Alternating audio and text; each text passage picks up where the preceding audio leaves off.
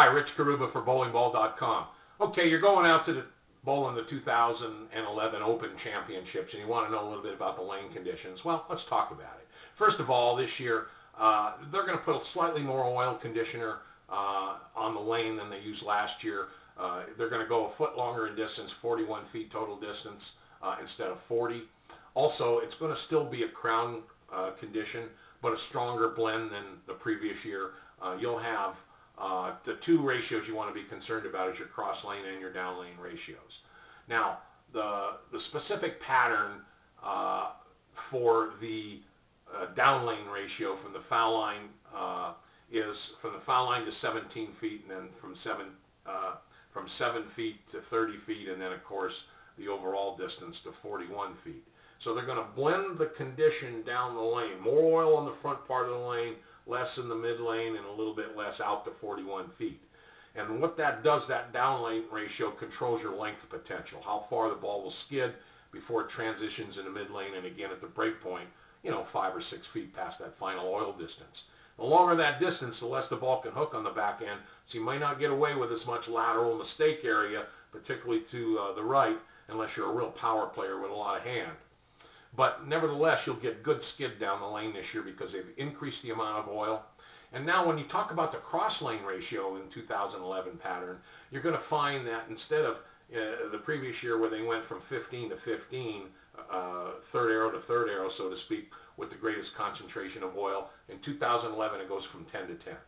So from the 10 board on each side of the lane, you're going to see the biggest crown and buildup of oil with more units in the center of the lane, which means typically you'll start further toward the edge of the lane in your initial alignment, and you'll be able to transition and make adjustments easier. Cross lane ratios can tell you about the type of adjustments you need. The down lane ratios dictate the length potential that you get normally, the distance your ball will skid comfortably on the given lane pattern. Now, for the freshly oiled lanes, let's say, some of you power players, you're going to be able to open the lane up a little bit, have a little bit wider angle from the break point. I don't know exactly what board you're going to start on playing. It depends on you, the ball you're using, how much hand and rev rate you have, the speed you throw it. A lot of variables. That's why we can't tell you specifically where to play on the lane, but you're going to get lined up pretty easy on this pattern. We think that scores are going to be higher than the previous year because it's a stronger blend, both down lane and cross lane. And because of that, you'll get away with a little bit more, but you still don't want to try to open the lane up tremendously wide, because even if you do get the ball back to the pocket, you may have trouble carrying or getting the right angle of entry. So you direction players, you up the boards players, it's going to be pretty easy for you to see how to get lined up initially because you're going to be probably just to the right of the second arrow or somewhere near it down the lane and have a little hook into the lane. Now, if the distance was a little shorter, you'd be in trouble seeing the ball overhook on the back end. You direction players, you won't see a lot of hook on the back end, just a little bit, so don't look for it.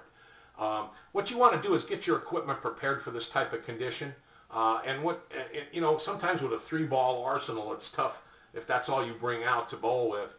It's tough to decide what 3 balls. But on this particular pattern, you certainly want something that's aggressive on the front end of the lane for if you bowl on a freshly oiled squad.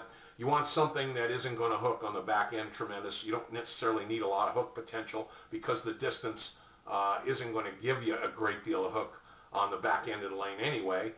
So you might want something with modest hook potential so that you can have a controllable motion from the break point to the pocket. That's important. The object here is to get to the pocket as frequently as possible, and I think this pattern will give everyone a good chance to do that. And remember, at the National Bowling Stadium, the lanes vary as you go across the house from the low end to the high end.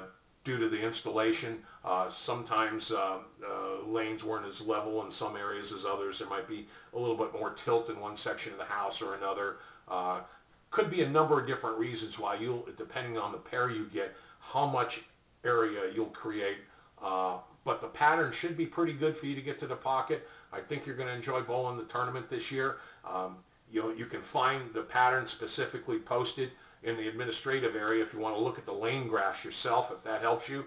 Of course, you always want to consult with people that have bowled there, give you some tips or some inside information. That always helps if you trust those people. But make sure you have a little versatility in your equipment you bring out. As the lanes break down, the front ends might break down a little bit more, and the back ends don't, because the oil moves down the lane. So you might want to square up a little bit later at night. You power players might want to use some hybrid cover stocks or regular urethane. I think you up the boards or direction or in between players can get away with reactive resin, possibly something a little milder for later on for another squad. Those are things that are preferences and based on your game and the way you choose to make adjustments on the lanes. Hope some of these tips help you. Hope some of the information is useful. Thanks again for listening in, and good luck out there in Reno.